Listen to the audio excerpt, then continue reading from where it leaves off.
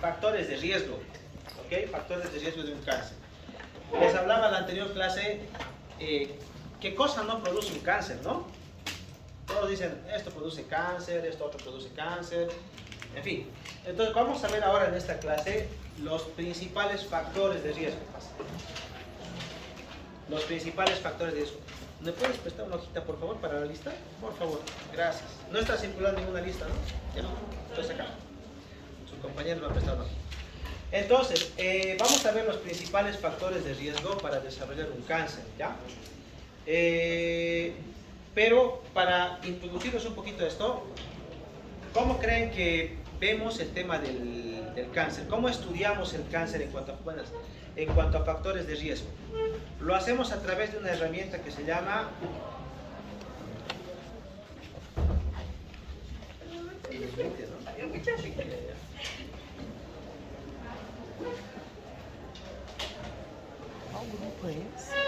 ¿Qué grupo es? Ya. Los compañeros van a cortar el resto. Pasen, pero rápido. Ya. Muy bien. Entonces, ¿cómo vamos a enfocar nuestro estudio en cuanto a factores de riesgo de cáncer? Cada país, van a ver, tiene una forma diferente de afrontar el tema de las enfermedades neoplásicas, ¿ok? No es lo mismo Bolivia que Estados Unidos, no es lo mismo Brasil que Perú, no es lo mismo ni siquiera Estados Unidos que Europa. No tiene nada que ver su epidemiología, sus frecuencias, sus programas de cribado. Yo, por ejemplo, me acabo de enterar hace poquito que Chile tiene un sistema de cribado para cáncer de vesícula biliar, o sea, para detectar cáncer de vesícula biliar, porque es muy frecuente. Yo no lo sabía, me acabo de enterar. Eso en Europa no se hace, ¿por qué? Yo en toda mi formación he visto unos 10 casos de cáncer de vesícula biliar. Eso es lo que vemos en oncología aquí en Bolivia, pues en un año o en menos, en 6 meses quizás. Es decir, por ejemplo, el cáncer de vesícula biliar con esta población es poquísimo frecuente en Europa, pero aquí sí. Entonces nosotros utilizamos una herramienta que se llama epidemiología, ¿no? Y 3 valores que generalmente utilizamos son incidencia, mortalidad y prevalencia, ¿ok? Son los 3 valores que generalmente utilizamos para ver qué cáncer es más importante. Obviamente esto se llama epidemiología descriptiva. ¿Qué quiere decir? Que yo digo, a ver, en Bolivia, ¿cuál es el cáncer más frecuente? ¿Cuál creen que es? Pulmón. Cáncer de colon. Vamos a ver, colon. ¿Otro? Pulmón. Pulmón. ¿Otro? Mama. Ya, vamos a ver ahora con estas cifras cuál es el cáncer más frecuente. Y ahora, este cáncer frecuente también depende. Sexo, edad y otras características. Por ejemplo, ¿cuál será el cáncer más frecuente en mujeres? ¿Cuál será el más frecuente en varones? Eso tenemos que ver, ¿no? Fuera, por ejemplo, hay una asociación que se llama Globocan, que hace unas estimaciones de todos los tipos de cáncer. Pase, buenas. Pase.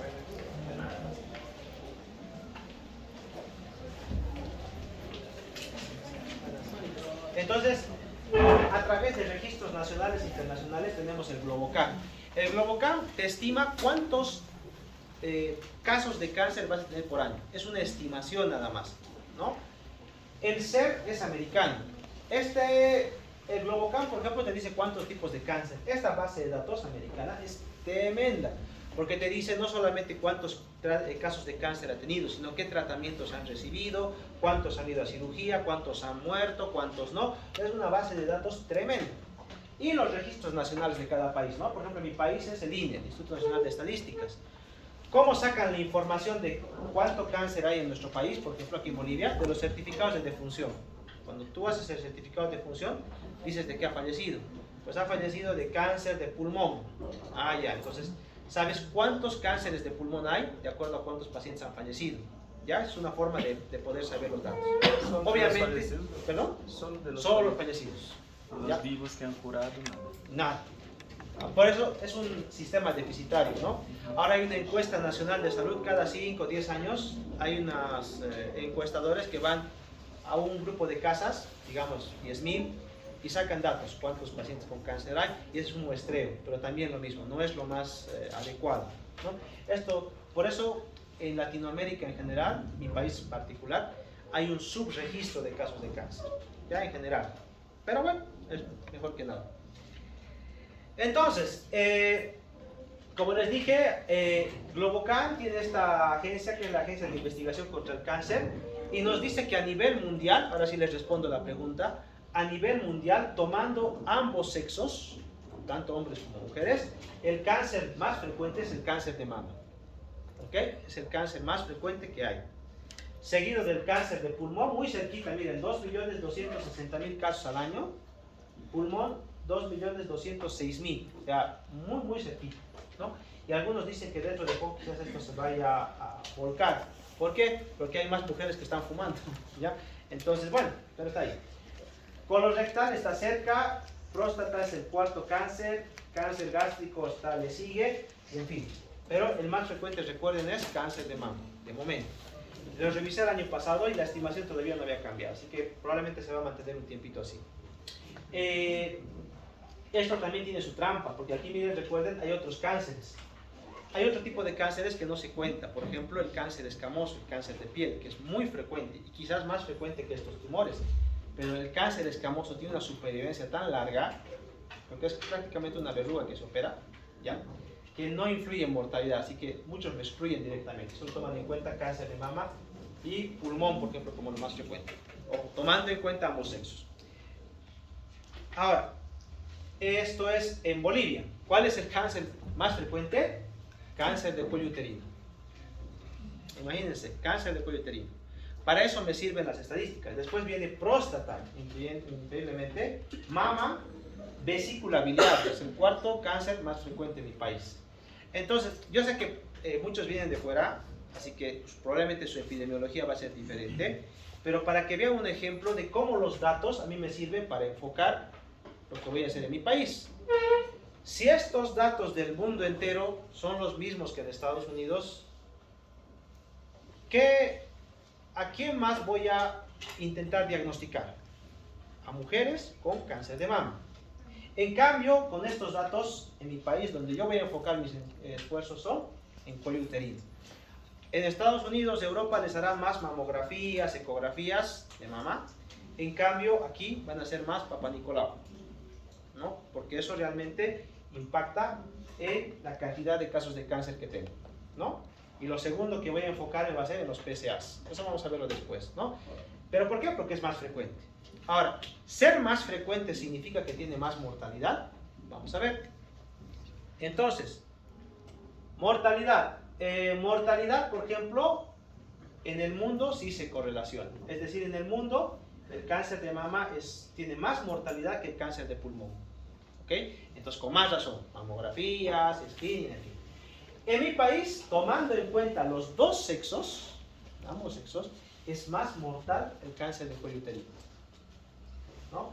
Y después cáncer de pulmón, y después gástrico, y en cuarto lugar cáncer de vesícula biliar, ¿no? Lo mismo, entonces eso me da todavía más evidencia para que haga más Papá Nicolaos en mi país.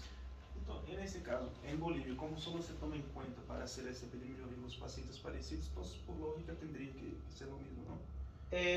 No, esto es, no, yo te contaba que el INE tiene ese registro, pero este no es del INE, es una estimación de otro organismo que se llama IARC, ¿ok? Que es el Instituto de Investigación contra el Cáncer. Entonces hacen estimaciones históricas, proyecciones, hacen modelos matemáticos y sacan esto, ¿ok? Esta es una estimación, por ejemplo, del 2020, que yo, por ejemplo, como les dije, les revisé el año pasado y todavía estaba más o menos ahí. Entonces, por esa razón no es igual que la del INE, tal vez difiere. Pero esta es la que más me ha gustado porque puedes compararla, ¿ya? O sea, si tú quieres comparar dos sistemas, tiene que ser básicamente la misma institución la que saque los datos, ¿no? Y así puedes comparar. Entonces aquí vemos, en el mundo entero, tomando en cuenta ambos sexos, mama. Aquí, en Bolivia, tomando en cuenta solamente población femenina, es cáncer de cuello uterino. ¿Ok? Ahora, en varones, en cambio, en el mundo mueren más los que tienen cáncer de pulmón, y en Bolivia se repite eso, mueren más los que tienen cáncer de pulmón, ¿ok? Entonces, por ejemplo, en varones básicamente están muy parecidos los dos, ¿no? Y a nivel mundial, la mortalidad, esto es en varones, no, esto sería en Ambos sexos. de ambos sexos, perdón, mama, y en Bolivia, cuello uterino, en ambos sexos. O sea, para que vean que el cáncer de cuello uterino en mi país es muy importante. Por eso, cuando ustedes hagan prácticas o internado fuera, van a ver que en los centros de salud la incidencia de hacer Papa Nicolau es muy importante. Hay que hacerles Papa Nicolau, se ha hecho su Papa Nicolau, ha recogido sus resultados. Cuando vayan a ver sus prácticas, van a ver cómo es la vida de una paciente con cáncer de cuello uterino en etapa terminal. O sea, cuando vean una paciente con cáncer de cuello uterino en etapa terminal, con enfermedad avanzada, ahí van a ver por qué es importante detectarla a tiempo. Es bien triste, y tiene una característica. Nuestras mujeres que mueren con esta enfermedad son mujeres jóvenes, ¿ok? Promiscuidad sexual no siempre de ella, sino a veces viene del varón. El varón se mete con 5 o 10 mujeres, le contagia a su única pareja y ¡pam! Cáncer de cuello uterino. Y pobreza. Generalmente siempre vienen de esos estratos económicos bajos, ¿no? Ojalá que con la vacunación, pues de aquí a unos años esto cambie, ¿no? Pero de momento, pues esa es nuestra realidad. ¿Okay? Doctor, en Brasil hay un programa de vacunación para niñas. Sí. Acá en Bolivia. Aquí en Bolivia hay también, se ha implementado, pero ahora están llegando más lejos. No me acuerdo si es en Estados Unidos o en Europa, están vacunando a los chicos, los varones. ¿Ok? En Brasil también seguramente. ¿Por qué? Porque el varón es el que transmite, generalmente, digo, ¿no? No es por echar la culpa, pero generalmente el varón transmite. Entonces dicen, ¿para qué vamos a vacunar solamente a las mujeres? Ya tenemos evidencia de que previene el virus de papiloma humano, vacunamos también varones, así cortamos la transmisión. Esto no se va a ver su resultado de aquí a sino a unos 30 años, 20, 30 años más o menos en las curvas de mortalidad, ¿no? Y eso que la vacunación ha empezado ya unos años atrás, ¿no? En Europa, por ejemplo, ya lleva un buen tiempito. Por eso en Europa, por ejemplo, el cáncer de cuello uterino es raro, ¿ya? Es raro, no se ve frecuentemente. Yo he aprendido más cáncer de cuello uterino aquí que en Europa, les diré, ¿ya? Bueno, pero esto simplemente para ver que cada país es diferente, ¿ok? Que nuestras cifras nos ayudan a planificar en el futuro. Pero hay algunos asesinos, entre comillas, mundiales. ¿Cuál es el principal en el tema del cáncer? ¿Cuál es el principal causante de cáncer en el mundo entero? Tabaco. ¿Ya?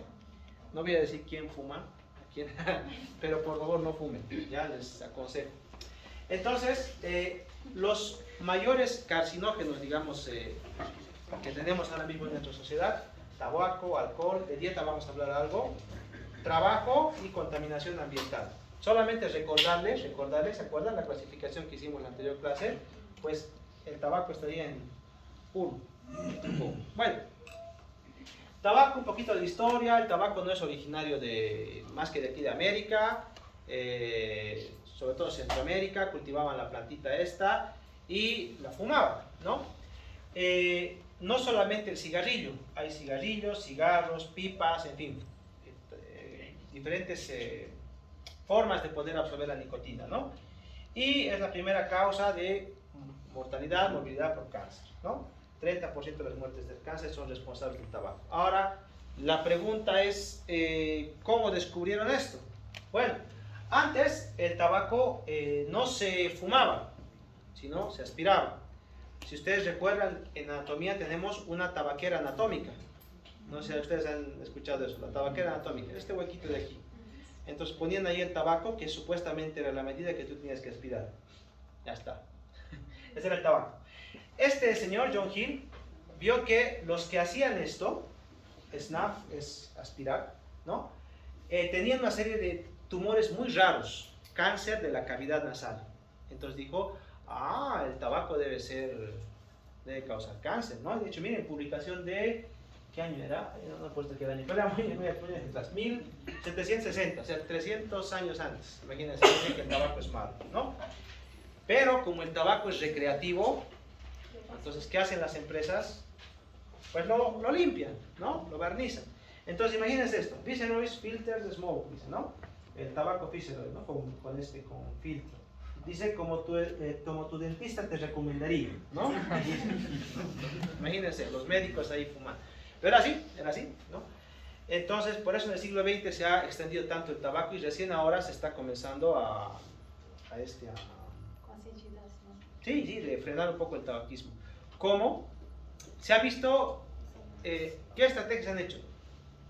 Pagarle más impuestos. Por ejemplo, en Europa, la mitad de lo que vale un cigarrillo va a impuestos para el Estado. La mitad, ¿no? Pero siguen comprando. Se ha puesto las famosas fotitos de los pacientes con cáncer en etapa terminal obligatoria, y con eso algo ha disminuido. Pero el hábito sigue, ¿no? Entonces es bien difícil desarrollar todo esto, ¿no? Y la carcinogénesis, solamente para tocarla, parte de la misma base, ¿no? Mutaciones, ¿ok? Entonces, una pregunta que no tengo aquí, que les voy a decir, que seguramente está después. ¿La nicotina es cancerígena o no? Creo que sí. No, no es cancerígeno, ¿ok? La nicotina no es cancerígena, pero genera adicción, ¿ya? Y a través de la nicotina, o sea, para que la nicotina pueda producir su efecto, hay muchos, entre comillas, excipientes alrededor del producto. Esos excipientes son los que son cancerígenos. Vamos a ver después, ¿ok? Entonces, esos carcinógenos generan aductos del DNA, que básicamente son mutaciones, y todo esto pues pierden el control y puede generar al final un cáncer. Todo lo que hemos visto en carcinógenos, promoción, todo, absolutamente todo, ¿ok? Esto es básicamente cómo forman, no me interesa esto, ADN, mutaciones por activación de oncogenes, y básicamente qué cánceres pueden causar. Imagínense: segura, orofaringe, laringe, esófago, pulmón, páncreas, estómago, renal, vejiga. Probables el resto, pero por eso decían que un 30% de las muertes por cáncer son explicadas por el tabaco. ¿Ok?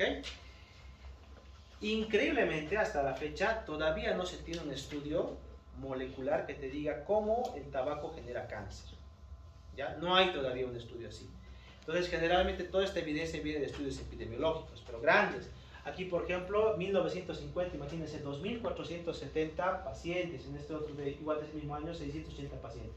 Han visto, básicamente, se los describo a grandes rasgos: los que fuman tienen cáncer y los que no fuman tienen menos riesgo de tener cáncer. Pero es tan grande la diferencia que han dicho, no puede ser otra cosa más que el tabaco. No hay más. No sé cómo, pero el tabaco lo hace. ¿Ok? Y básicamente esto ya lo hemos dicho. Los carcinógenos son más de 3.000, o sea, 3.000 sustancias, ¿no? Carcinógenas. Pero los más importantes son estos tres. Ojo, por algo lo estoy señalando, ¿no? Benzopirenos, nitrosaminas y aminas aromáticas, ¿ok? Estas sustancias, estos componentes, como les he comentado, crean enlaces covalentes entre las macromoléculas del DNA, generan aductos de DNA, mutaciones y toda la cascada de la carcinogénesis que hemos hablado, ¿ok? Y no solamente eso. Cuando ustedes van, bueno, espero que no vayan, pero cuando yo iba a un bar, por ejemplo, a tomarme un café, en España es normal irse a tomar a un bar un café, a desayunar incluso en un bar, ¿no? Te vas a tomar un café y siempre estaba el amigo que estaba fumando y tenía ahí su cervecita. Entonces, cuando tú le mezclas alcohol con cáncer, hacen una sinergia, es decir, multiplican más todavía el riesgo de cáncer. Entonces, la costumbre de tomarse una cervecita con un cigarrito ahí, mal, peor todavía, ¿ok? Y sobre todo en laringe y en cáncer de esófago, ¿no? Entonces, para el que está fumando aquí o haciendo las dos cosas, peor todavía. Bueno, y dicen, bueno, está bien, esta clase me ha cambiado la vida, entonces voy a dejar de fumar. Tardas 10 a 15 años en igualar tu riesgo de cáncer al de la población general. O sea, todos esos 10 a 15 años todavía sigues teniendo mayor riesgo, aunque no estés fumando, de tener cáncer. ¿Ok? Por eso el tabaco está malo. ¿Eso después de cuántos años ha sido? Yo fumé por 22 años. Entonces ya estoy con miedo ahora de esto. Bueno, en promedio unos 10 años vas a estar igual que uno que no hubiese fumado. ¿Ya? Después de 10 años. 10 años, 10 a 15 años, en promedio. Obviamente son estadísticas, ¿ya? Lo que valen, pues son estas, ¿no? Esta es la cuestión. O sea, el problema que tiene el tabaco es que es una droga social. Básicamente es una droga social. Esto genera mutaciones ¿ya? Mutaciones en tejidos sensibles. Los tumores que generan estos no son tumores, a ver, les diré, con una muy buena supervivencia. Pulmón, esófago, pues son tumores que habitualmente su supervivencia es regular. Por más de que fumaras, digamos, a ver, qué sé yo, y dejaran de fumar, pues el riesgo está ahí y es un poquito complicado. Te da un cáncer de pulmón, no es lo mismo que te dé un cáncer de mama o un cáncer de colon. Las supervivencias son diferentes, ¿no? Más en nuestros países donde los tratamientos novedosos no están a la mano. Tengo un paciente que nunca ha fumado en su vida, y ha tenido un cáncer de pulmón, ¿ya? ALK positivo y todavía sigue vivo 2 años después, metastásico, ¿ya? Pero porque ha tenido la fortuna de tener una mutación específica, dinero para comprar el medicamento y puede contarlo. Pero ¿cuántos de nosotros estamos en esa situación? ¿No? Entonces mejor no jugársela, ¿ok? Mejor no jugársela. Doutor, e los fumantes pasivos, ¿dónde Vamos a ir a contaminación ambiental, pero ya les adelanto, tiene más riesgo. Porque como les comentaba en la anterior clase, imagínense que nosotros 40 tendríamos que ser hoy día, 41, fumamos. Y el pobre mesero está chupándose el humo de los 40 que estamos aquí. ¿Okay? Por eso el fumador pasivo dice que tiene más riesgo incluso de un cáncer, ¿no? De hecho, en otros países hay salas de no fumadores precisamente por eso, ¿no? Hay establecimientos, Europa ha llegado más lejos, han prohibido fumar directamente, no hay áreas de fumadores directamente, porque te dicen, está bien, ¿quieres fumar? Tú, bueno, fuma, pero el mesero que te va a atender, ese no quiere fumar y va a chuparse el humo que tú estás haciendo. Entonces no es justo. Han prohibido fumar directamente en establecimientos cerrados, ¿okay? Te dejan fumar incluso en el auto, ¿no? Es increíble, dejan fumar en el auto, pero no en un restaurante, en una escuela, en un colegio, ¿no? La gente se va a fumar fuera. En hospitales, por ejemplo, no crean que los médicos no fuman, se van afuera a fumar. A mediodía ves ahí 10, 15 médicos fumando cosas, ¿no? Difícil desarrollar. Pero bueno, entonces, muchos tipos de cáncer, la mayor parte con regular pronóstico, entonces malo. El alcohol, vamos a ir al siguiente, el alcohol, otra droga dolorosa, ¿no? ¿Qué creen ustedes? ¿Cuánto de vino sería bueno tomar para tener una buena salud? Porque supongo que han debido leer, ¿no? Que el vino es bueno. Una taza, un vaso, una botella, yo creo que he dicho por ahí. Bueno, hasta hace unos 5 a 10 años se decía que una copa de vino al día era bueno para mejorar tu estado cardiovascular, tu presión arterial y demás, ¿no? Por una sustancia que se llama... Resveratrol. ¿Perdón? Resveratrol. Sí, pero tiene su nombre, se llaman... o sea, está bien, es la molécula, pero se engloban dentro de un grupo de moléculas que se llaman taninos, no me acuerdo cómo se llaman, propios de justamente de los alcoholes de tipo, no me acuerdo. Bueno, en fin, lo importante, se han actualizado estos datos y ha visto que su efecto del vino sobre el corazón y esto es tan pequeño, que para realmente hacerte beneficio, tú ya estarías con una cirrosis o con algo más. Entonces, básicamente, ¿qué te dicen? Ninguna dosis de alcohol es protectora. Ninguna dosis de alcohol. Ya, no deberíamos beber ni una gota, siquiera. ¿Ya? Porque el efecto es tan pequeño, ¿no? Y las dosis que tendrías que tomar son tan altas que tendríamos enfermedades hepáticas antes de tener beneficio, ¿no? Entonces el alcohol, otra cosa que se ha caído. ¿Por qué? Básicamente el alcohol genera un metabolito que se llama acetaldehído, y ese acetaldehído aparentemente genera igual tendencia a generar mutaciones y demás. Puede ser por vía directa, por vía indirecta, en casi todos los alcoholes, ¿no? Y como dijimos, el alcohol se puede mezclar con el tabaco y generar más riesgo de cáncer, ¿no? Laringe, esófago, orofaringe también. Pero el alcohol a dosis altas genera inflamación hepática, genera cirrosis y puede generar también a largo plazo hepatocarcinoma, por ejemplo. ¿Ok? Entonces también puede generar cáncer. 3% de muertes por cáncer en pacientes desarrollados, ¿no? Directo o indirecto a través del metabolito acetaldehído. ¿Ok? Entonces alcohol no. ¿Ya? Ningún alcohol por si acaso. Dieta. ¿Cuánto se habla de la dieta? ¿Ok? De la dieta es mucho más controversial. ¿Por qué? Porque los estudios epidemiológicos tendrían que aislarte solamente a ti para que comieras carne, por ejemplo. Solamente carne, para que pudieran saber si realmente produce cáncer o no. Pero es muy difícil saber. Entonces, lo que se ha hecho en realidad es una recomendación de qué es lo que no te produce cáncer o qué es lo que deberías hacer para disminuir el riesgo de cáncer. Masa corporal baja. La obesidad sí está relacionada con cáncer de mama y renal, por ejemplo. Entonces se recomienda disminuir el peso. Ejercicio físico y de manera regular. Ejemplo, cáncer de mama. A las pacientes que tenemos con cáncer de mama, ya hay una recomendación de la Sociedad Americana de Oncología que el oncólogo debería pautar ejercicio. Así como yo le pauto letrozol, tamoxifeno, su quimioterapia, debería decir, señora, es mujer, ¿no? Ejercicio, 30 minutos cada 2 días, 150 minutos a 200 minutos cada semana, de alta intensidad. Así, debería prescribirlo en un papel. Porque a la paciente que tiene cáncer de mama, le disminuye la mortalidad y aumenta la sobrevida. A la paciente que ha tenido cáncer de mama, le disminuye el riesgo de tener otro tumor en otra mama. Y a la paciente que está en enfermedad metastásica, le aumenta la vida también, aumenta la supervivencia. O sea, el ejercicio físico es enormemente beneficial. Como ya está de más, evitar el alcohol, salados, ahumados, esto lo voy a comentar aquí, incrementar el consumo de frutas y reducir el consumo de carne procesada. ¿Okay?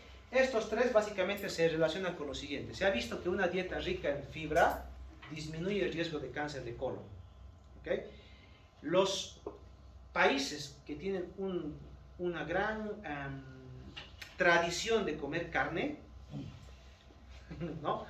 Argentinos, brasileños también, tienen una alta tasa de cáncer de colon, ¿ya? Aparentemente la carne roja, me refiero a un gran consumo, genera un efecto inflamatorio en el colon, que al cabo de un cierto tiempo pues puede generar un cáncer, ¿okay? Y es peor incluso los ahumados, jamón, charcutería, en fin. Tanto así, por ejemplo, Francia prohibió durante un tiempo el jamón. ¿Quiénes se han enojado? Los españoles, porque los españoles se ufanan del jamón. Un conflicto internacional incluso. No, pero es un estudio epidemiológico, sí, pero son 5.000 pacientes. Nada. Al final, pues creo que se ha quedado ahí como que pueden consumirlo, pero con precaución, ¿no? Básicamente por eso. Altas temperaturas puede generar cáncer en la orofaringe, ya, sobre todo cavidad oral. Y evitar el consumo de cereales no procesados, porque dicen, bueno, entonces me comeré unas azucaritas de Kellogg's, mis cereales favoritos, todos los días porque tiene fibra. No, como son procesados, igual generan inflamación del colon. Entonces, si quieres tomar un alimento con fibra, pues que sea lo más natural posible, intentar evitar procesados. ¿Okay? ¿Cómo se actúan todas estas cosas? Pues hay carcinógenos, generan metabolitos, alteran la flora intestinal. Increíblemente se ha visto que hay cierta flora intestinal que puede estar relacionada con cáncer. Ahora está hablándose mucho de la microbiota o microbioma, ¿okay? Que parece ser un factor de riesgo de cáncer. Y es una flora que nosotros heredamos a nuestros hijos, ¿ya? A través de, o sea, tú tienes un hijo o una hija, le besas, le preparas, le estás traspasando tu flora y le estás dando también factores de riesgo, ¿okay? Que también te dice que deberías modificar. Y alteración de la inmunidad. Se sabe que algunos de estos procesados, por alguna razón, disminuyen nuestro sistema inmunitario, ¿no? Entonces, todo lo que usted ya considera malo, alcohol, grasa, otras cosas, pues mejor evitarlas, ¿no? Todo esto en cuanto a alimentación. El resto es debate. Como les había comentado, soya. Durante un tiempo había una moda. No, pacientes con cáncer de mama no pueden tomar bebidas de soya porque hay unos fitoestrógenos que se parecen al estradiol, estos van a estimular, ¿verdad? No se ha demostrado nada a fecha de hoy. Han hecho estudios y la mortalidad sigue siendo la misma, la recaída sigue siendo la misma, así que de momento las recomendaciones puede tomarlo libremente sin problemas. El café, por ejemplo, lo mismo, hay gente que dice, no, el café es malo, tal. Para los amantes del café les tengo buenas noticias, ¿ya? Mejora el control de la presión arterial, está comprobado, sobre todo de hipertensión leve y moderada. En la grave no, parece que la empeora, así que leve y moderada, tomar bien café. Disminuye el riesgo de Parkinson, increíblemente, ¿no? Máximo 3 tazas de café al día, por si acaso, no más. 3 tazas de café al día, ¿ya? Aparentemente, ¿ok? Así que De momento son buenas noticias. Un puntito arriba para el café, abajo para el resto. Doctor, ¿Ok? ¿y eso en cualquier edad? Obviamente ese datito se me ha escapado, pero asumo que en consumo adulto, ¿no? No, Ya. Pero- Pero si tienes problemas de presión arterial, sobre todo severo, hablo de hipertensión arterial severa, eso sí recomienda que no evitar el café, porque genera aumento de la presión arterial y taquicardia, y eso sí es un poco perjudicial. Ahora sí, dime. pero eso todo así como si fuera preveniendo, ¿no? La Sí, situación, claro, preventivo. Porque si ya tuviera, por ejemplo, no sé si vamos a llegar, pero cáncer, ¿qué sabes sobre el carbohidrato? Porque hay ciencia que habla que una persona que ya tuviera Ajá. una situación oncológica en tratamiento, peora la situación cuando empieza a ingerir un montón de azúcar. Ya. y todo. Les voy a hablar con conocimiento de causa, ¿ya? Porque he trabajado en investigación básica, justamente en esta parte, se llama... ¿cómo se llama este proceso? Letalidad sintéticas, algo así se llama, letalidad sintética, es decir, la mayor parte de las células tumorales, es cierto, utilizan glucosa para su metabolismo, es un metabolismo fundamentalmente anaerobio, ¿ya? Porque es una célula torpe, para que lo sepan, o sea, se multiplica rápido, pero como no tiene los sistemas desarrollados de las otras células, pues genera más, su principal fuente es la glucosa. Entonces surgió una teoría diciendo, no, pues sí, entonces si yo disminuyo el riesgo o el consumo de azúcar, pues va a bajar también mi... Ahí produce. Claro, no se ha demostrado. Que no se ha demostrado por lo siguiente. Tu organismo va a mantener, hagas lo que hagas, una glucosa basal, que es lo que él requiere. Si tú comes menos azúcar, ¿de dónde va a sacar el azúcar? Del hígado, de las proteínas, grasas. Se va a mantener tu glucosa igual. Si tú comes más, pues vas a secretar más insulina para intentar regularla. Lo mismo pasa con el pH. Hay gente que, hay una teoría que dice, ¿no? El pH básico, la dieta básica, dieta alcalina, mentira. ¿Ya? ¿Por qué? Porque tu organismo lo mismo, a través de la homeostasis va a mantener un pH equilibrado. Tú vas a comer más alimentos ácidos, ¿qué va a hacer tu cuerpo? Lo va a alcalinizar para tener un pH normal. Tú vas a comer comidas alcalinas, lo va a acidificar para mantenerlo en un umbral normal. ¿Ok? Pero es a grandes rasgos, esto tiene una base molecular, pero para que más o menos se entienda, es así. La homeostasis hace que por más, menos glucosa que tú comas, pues la célula va a seguir creciendo igual. Otra cosa es que cuando tú consumes menos glucosa, tienes menos sobrepeso. Y como tienes menos sobrepeso, es un factor menos para tu cáncer. Es otra cosa, ¿no? Aunque esto de las vías metabólicas es una cosa terrible, terrible, ¿no? Está en constante evolución, cambio, y eso puede cambiar. Pero de momento, se sabe, la recomendación es el comer más o menos azúcar no te va a aumentar o disminuir tu cáncer, pero sí te puede producir sobrepeso. Eso sí es un factor para el cáncer. Eso te pregunté porque estoy pasando por una situación de mi papá, entonces está haciendo un tratamiento oncológico. Y la primera cosa que el médico en Brasil habló fue sobre eso, que no es que va a piorar la situación, pero sería para no adquirir enfermedades paralelas, ¿no? Exactamente, Diabetes, exactamente. sobrepeso y todo Exactamente. ese tratamiento. Exactamente, o sea, el azúcar como tal no es malo en justa cantidad, porque te dicen, bueno, voy a comer fruta entonces, la fruta tiene fructosa, pues la fructosa se siente igual en glucosa, o sea, igual va a ser lo mismo, no hay otra forma. Nuestro cuerpo está diseñado para la glucosa, es importante, pero siempre en equilibrio. ¿Ok? Por eso es el tema de debate. Si vieran, cada una de estas recomendaciones tiene cualquier cantidad de estudios epidemiológicos, biológicos. Por ejemplo, estaba revisando, Nature tiene como 15 o 10 artículos solamente en cuanto a cómo el tabaco produce cáncer, por ejemplo. Solamente para intentar dilucidar eso, que biomarcadores, perfiles genómicos, terrible. Pero básicamente estas recomendaciones, sobre todo las que están acá, estas son las que de momento se mantienen. ¿Ok? Otros factores, trabajo. Todos los que trabajamos vamos a presentar cáncer, pues no. Hay algunos trabajos que son un poquito más relacionados con cáncer, ¿no? Lo que habíamos hablado en la anterior clase, los trabajos que producen cáncer generalmente tienen nuestras características, ¿no? El cáncer aparece en edades más tempranas, especificidad de órganos, exposiciones prolongadas repetidas, estoy repitiendo, ¿no? Latencia es muy alta. Ejemplo, asbesto y mesotelioma, que se los he comentado, ¿no? trabajador en una mina, en un túnel que tiene amianto o asbesto, las fibras pasan por los pulmones, llegan a los alveolos, que son estas, se depositan y generan una inflamación crónica. 20 años después, el paciente genera un mesotelioma. ¿Okay? Y puede haber dejado de trabajar, estar jubilado, pero ahí están las fibras produciendo su inflamación y sus mutaciones. ¿Okay? Como siempre, es más frecuente en varones porque este tipo de enfermedades que eran más por exposición, pues generalmente era el varón el que lo iba, ¿no? ¿Quién era minero? ¿Quién era trabajador de este tipo de tuberías? Pues generalmente un varón. ¿Okay? Ambiental.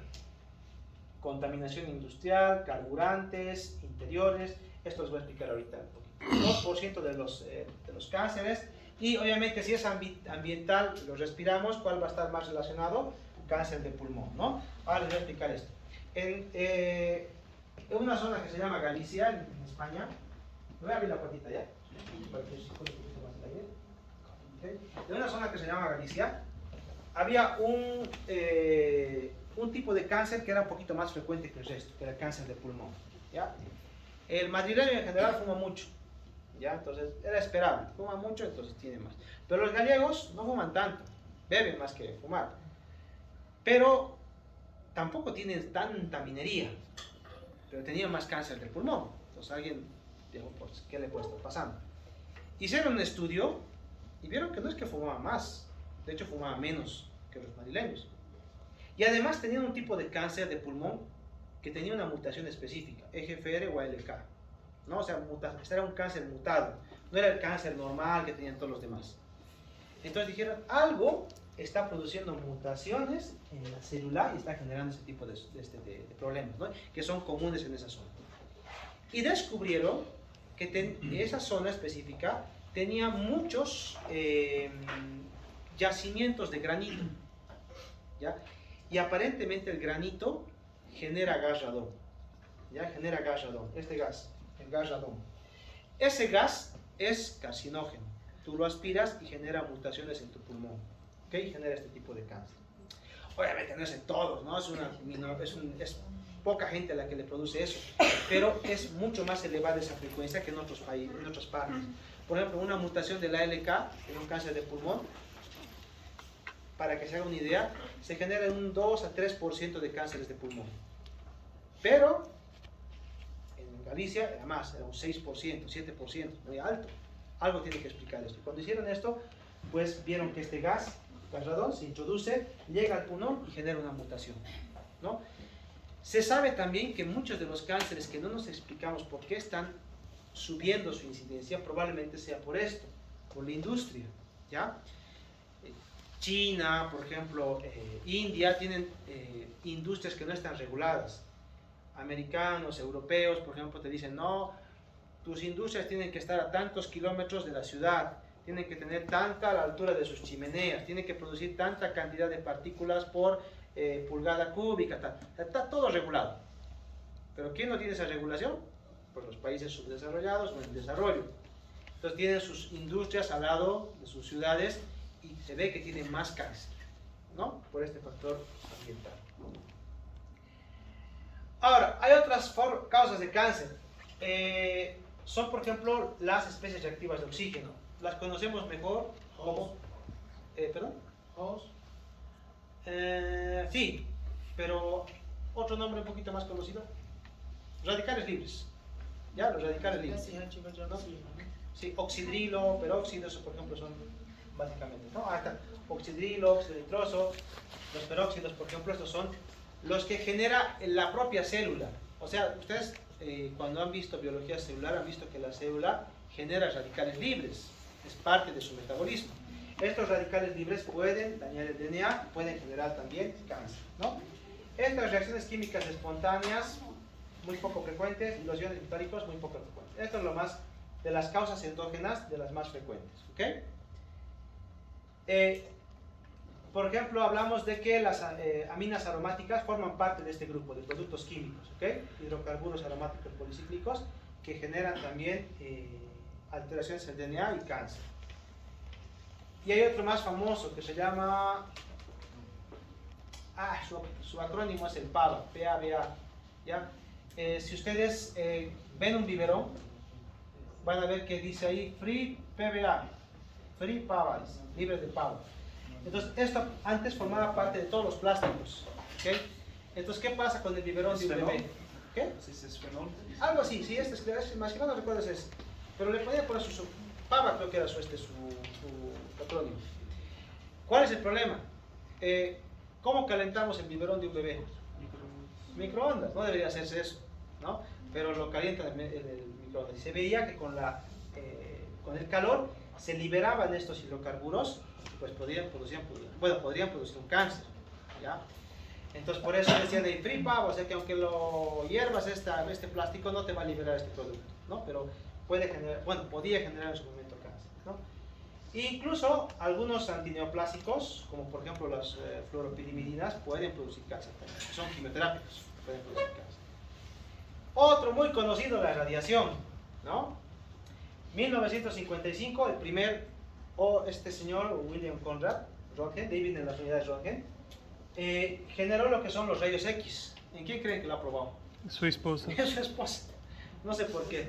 ¿Ya? Esta es la mano de su esposa y aquí está su anillo, ¿no? Entonces ha dicho, a ver, ¿con quién puedo probar? No sé por qué.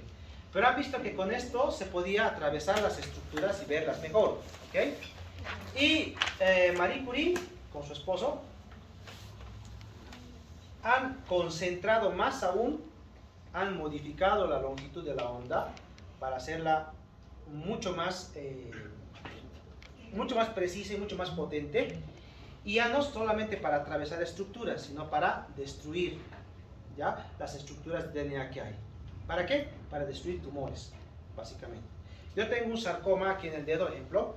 Entonces, si yo le doy radioterapia aquí, me va a destruir el sarcoma porque destruye su DNA. ¿Ok? Polonio y radio, sobre todo radio, ¿no?, que todavía se sigue utilizando, obviamente se ha mejorado, ¿no?, cobalto, en fin, técnicas ahora de protonoterapia que hay, pero todos han derivado de esto, ¿no?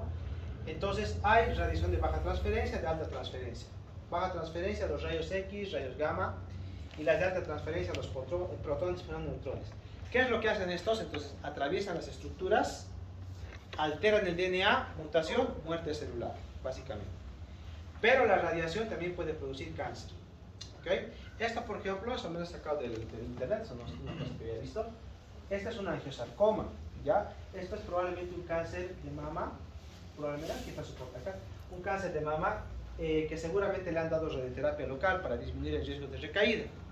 Pero en la zona donde ha recibido la radioterapia, justo miren este cuadradito, hay un tejido que no es normal.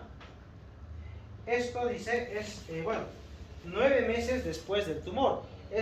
Si fuera de la radiación, en 1 mes y medio tendría que haberse solucionado. 9 meses es mucho tiempo. Le hacen biopsia, angiosarcoma, un tumor radioinducido. O sea, es decir, la radiación también puede producir cáncer. Puede curar el cáncer, pero puede producir también cáncer. Depende de la calidad, dosis, nivel de dosis, factores, en fin, pero puede producir cáncer. Efecto directo o efecto indirecto. Los dos pueden producir, o son formas para que produzca cáncer, ¿no? Otra forma de radiación que puede producir cáncer, fácil, el sol. ¿No ven?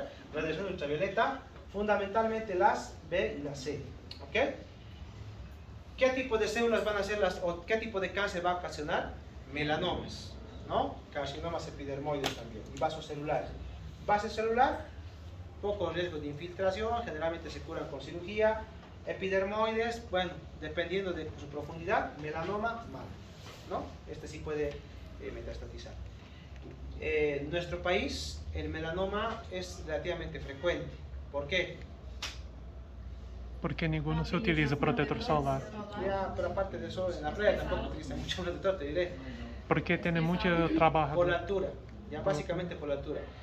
Cochabamba, ¿cuánto está? 2.800, ¿no?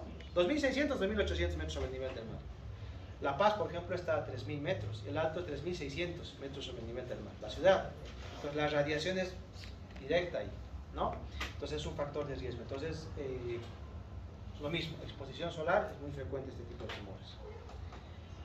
De esto, igual ya les he comentado en la anterior clase, no los voy a repetir. De lesiones, inserciones, en fin. Todas las cosas que pueden provocar el DNA para producir un cáncer, ¿no? Virus, también. retrovirus. Por ejemplo, tenemos los retrovirus. ¿Ustedes se acuerdan que es un retrovirus, no? ¿Se acuerdan, no? Ya, bueno. Entonces, enzima transcriptasa reversa, el más conocido es el VIH, ¿no? Es el más conocido.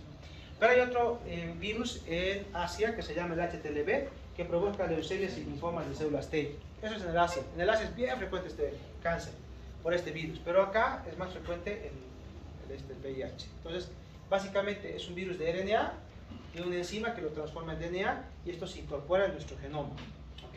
Y por eso no lo podemos erradicar tan fácilmente, ¿no?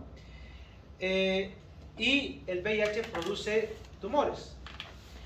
El VIH sobre todo por la inmunosupresión. ¿Recuerdan? En la anterior clase hablamos de los sellos del cáncer, ¿no ven? Uno de los sellos del cáncer era la inmunidad. Mi sistema inmunitario destruye cáncer, ¿no? Básicamente. Si yo suprimo el sistema inmunitario, el cáncer se desarrolla y se expande. Por eso puede producir más cáncer. Vamos a ver después cuál. Otro retrovirus, el virus de la hepatitis C, por cirrosis, ¿no? Como el virus de la hepatitis C produce cirrosis, pues genera cáncer hepatocelular o hepatocarcinoma. Virus del DNA, virus de la hepatitis B, lo mismo. Hepatitis crónica, hepatocarcinoma, básicamente. Herpes virus, el Epstein-Barr. El Epstein-Barr, linfoma de Burkitt, gástrico y carcinoma nasofaríngeo, son los más importantes, ¿okay? Los virus pueden producir cáncer. Sarcoma de Kaposi, este sí era muy relacionado, esta es la imagen, con el VIH. El sarcoma de Kaposi de hecho se clasifica en dos, uno que es el clásico y otro que es el asociado al VIH. El sarcoma de Kaposi era un tumor raro, no se lo veía frecuentemente, ¿no? Pero a partir de 1980-82 comenzó a ser cada vez más frecuente, comunidades homosexuales y infectadas con el VIH. Cuando se lo ha estudiado, claro, este herpes virus está ahí, ¿no? Generalmente no te produce cáncer, pero como tu inmunosupresión está bajando tus linfocitos, pues este virus muta a la célula y genera cáncer, ¿ok? Por inmunosupresión. Y el más frecuente, bueno, más frecuente en mi país, papilomavirus, ¿ok? El virus del papiloma humano es muy específico de células escamosas, epidermoides, ¿ok? Entonces, ustedes conocen que está relacionado con cáncer de cuello uterino. El cuello uterino está revestido de células escamosas. ¿Qué otras zonas tienen células escamosas y pueden ser contaminadas a través de una relación sexual con virus del papiloma humano? Orofaringe, ¿sí? Y región anogenital, la zona anal, que también tiene células escamosas.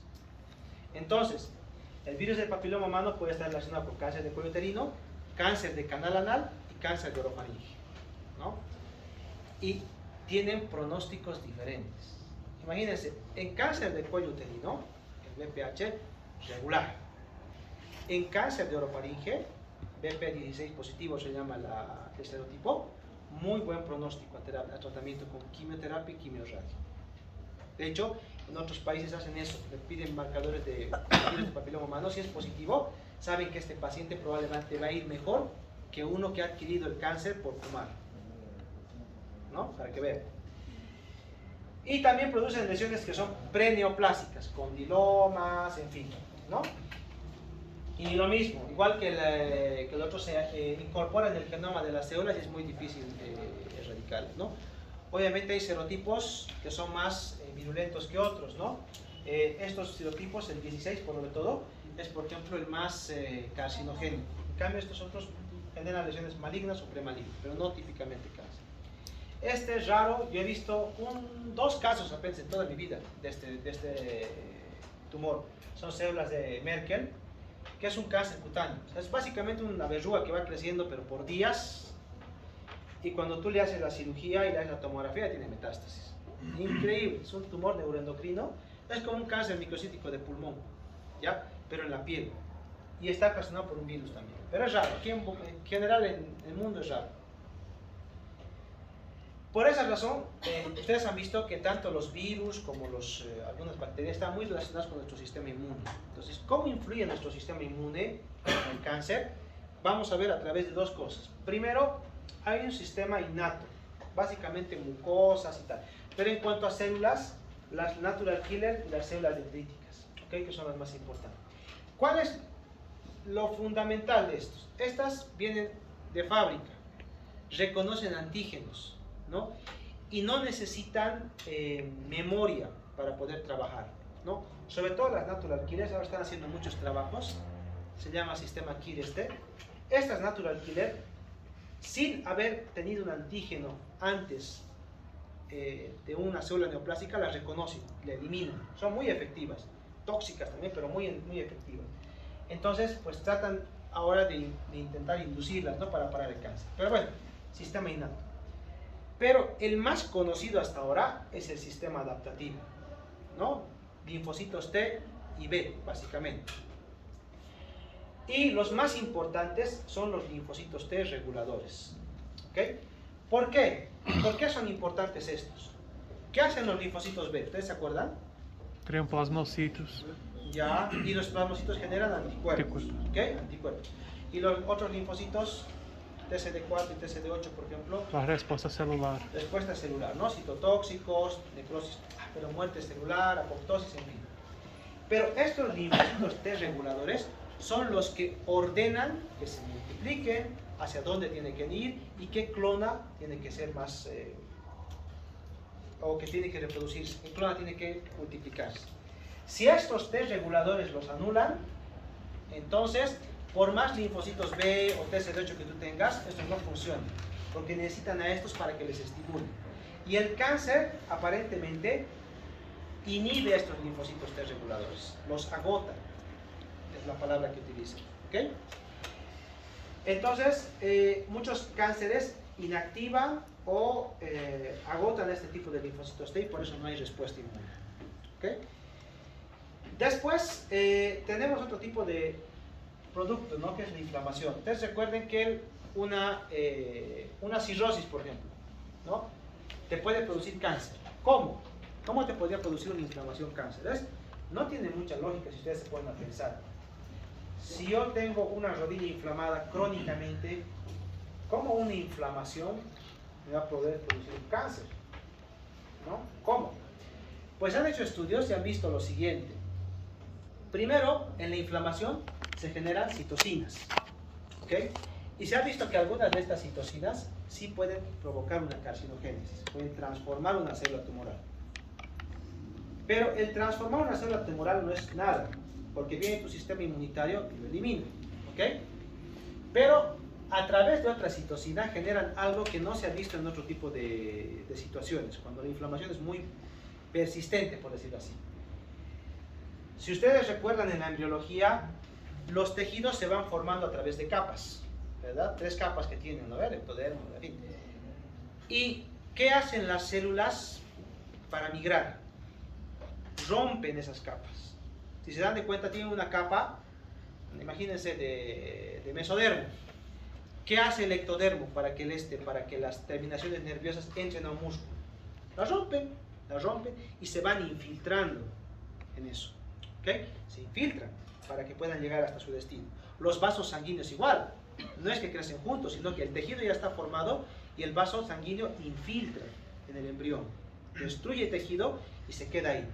Obviamente este es un proceso ordenado, ¿ok? Que es en la etapa embriogénica, ¿no? Y los tumores copian este proceso. Cuando el embrión se desarrolla en la embriogénesis, este proceso para, ya no pasa más. Pero los tumores copian este proceso y comienzan a destruir tejido y a abrirse paso en medio del tejido para metastatizar. ¿Ok? Entonces se llama transición tumoral epitelio mesenquimal, es decir, van pasando las diferentes capas, lo que no hace ningún otro tejido, ¿ok? En la etapa normal. Luego, sobreviven y generan vasos sanguíneos, básicamente. Es así como la inflamación en general genera un cáncer. Esto a grandes rasgos. Obviamente, como les dije, esto es mucho más complejo. Pero la palabra clave es transición tumoral epitelio mesenquimal. Por algo le estoy señalando. ¿Ok? Y básicamente, entonces, si sabemos que la inmunidad es importante para un cáncer, lo que vamos a hacer es potenciar la inmunidad. Esto se llama la inmunoterapia. Las primeras citocinas, que ahora prácticamente ya no se utilizan, las interleuquinas, que tampoco se utilizan, y estos son los más importantes, que se los voy a explicar así brevemente acá.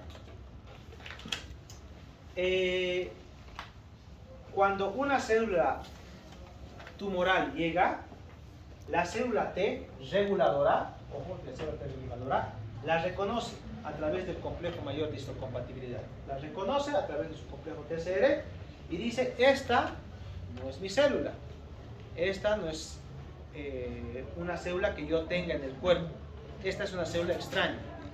Por ejemplo, en una enfermedad de injerto contra huésped, esto es como si fuera el injerto y el huésped, ¿okay? La reconoce y dice, esta no es mía. Entonces lo primero que va a hacer esta célula es, se va a preparar para destruirla, ¿no? Pero ¿qué hace esta célula tumoral? Esta célula tumoral genera esta proteína que se llama PDL1.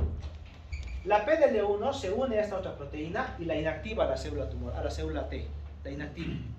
Entonces, por más de que la reconozca, no actúa contra ella y el tumor sigue creciendo. Y el resto de células, células B, células TCD4, TCD8, ni se mosquean, ¿no? Ni se enteran de que hay un tumor. Entonces alguien dijo, bueno, y si le genera un anticuerpo para bloquear esta o esta, ya ha generado la inmunoterapia.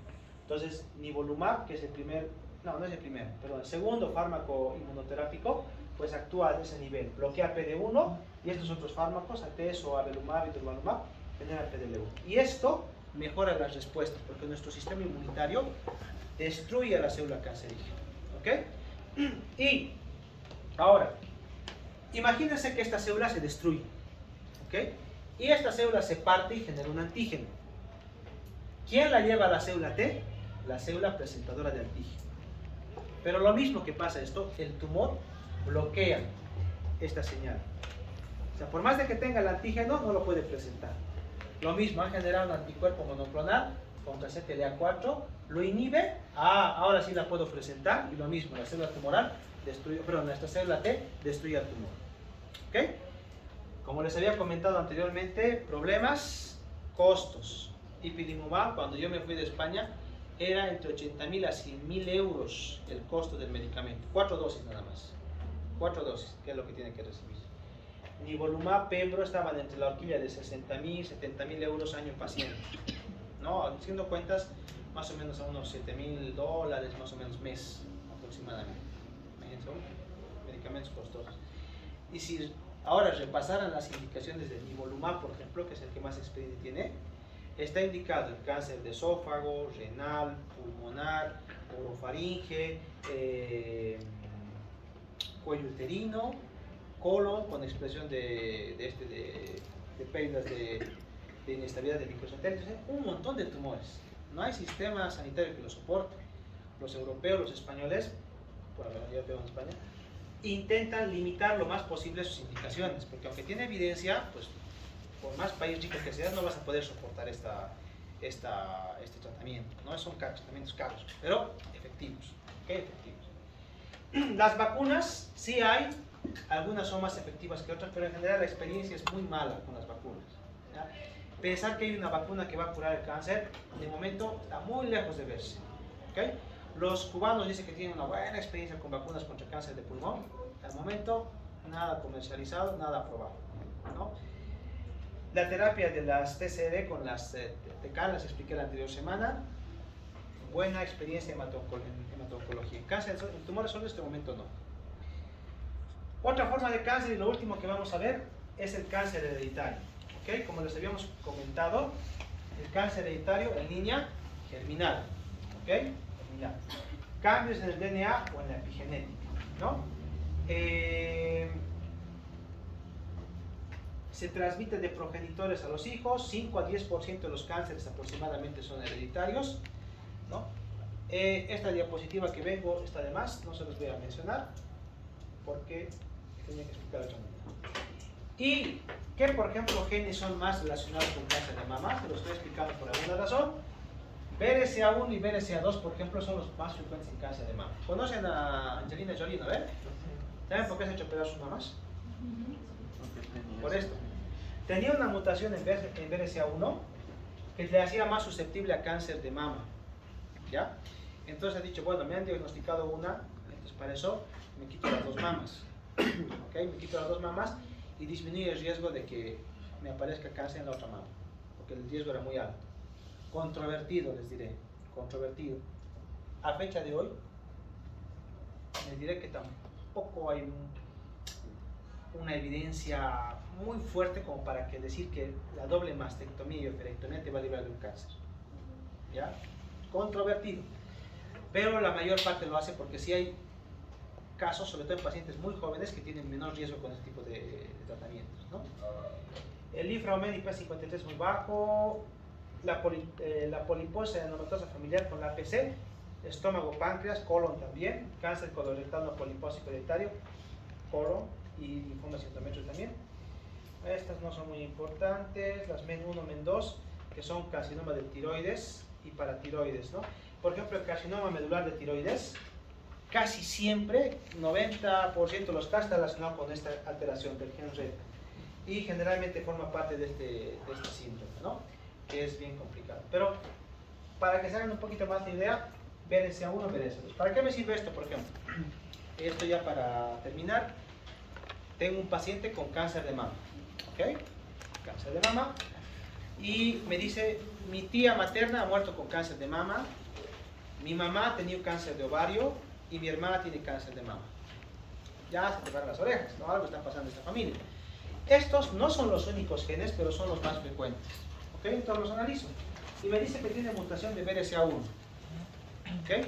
Entonces, y es de alto riesgo. Pues le digo a la señora, pues sí, hay más riesgo de que tenga cáncer de mama, cáncer de ovario. Entonces, depende de usted. Si quiere puede quitarse las mamas o hacemos un seguimiento más estrecho. Cada 6 meses, cada año, en fin. Pero lo que sí es importante es, teniendo esto y sabiendo que es hereditario, ¿a quién voy a analizar? A sus hijos, ¿no? Voy a analizar a sus hijos y si tienen mutaciones les voy a hacer un seguimiento mucho más temprano. Ejemplo, ¿a qué edad se sigue un cáncer de próstata, por ejemplo, para el PSA? ¿Alguien sabe? No, 60 años, ya 50, 60 años. Las guías internacionales son a partir de 60 años, ¿ya? Porque la inmensa mayoría de esa edad van a ser negativos, ¿ya? No justifica el coste. Entonces, generalmente la horquilla está a partir de 60 a 65 años. Pero si yo tengo una mutación de BRCA de alto riesgo y el hijo de la señora tiene un BRCA1 positivo, que tiene más riesgo de cáncer de próstata, pues voy a empezar mucho antes. A él sí le puedo hacer entre los 40 y 45 años su PSA. Si tiene hijas mujeres, lo mismo. Empezaré con los 40 años con ecografías, cuando sea un poquito más mayorcita, las mamografías. Para esto me sirve el conocimiento de este tipo de genes, el poder anticipar tumores en el paciente y en sus hijos. ¿Ok? Bueno, como les he comentado, hasta aquí llegamos.